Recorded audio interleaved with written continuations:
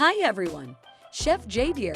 Many people can make some pasta, but do you know the ultimate tips to make sure our pasta cooks perfectly?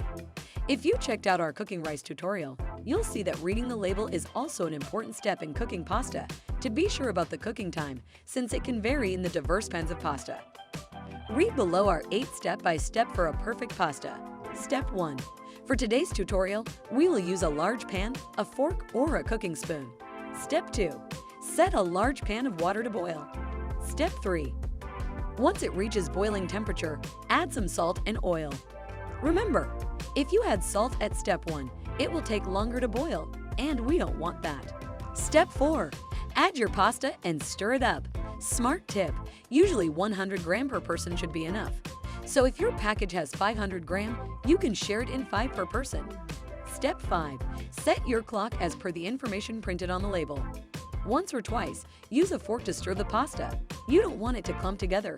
Step 6. Taste a bit to make sure it is cooked to your taste. Step 7. Drain the water using a colander. Note: does your recipe need cooking water? If yes, use a ladle to set it aside. Step 8. Finally, add some olive oil to make sure the pasta won't stick together.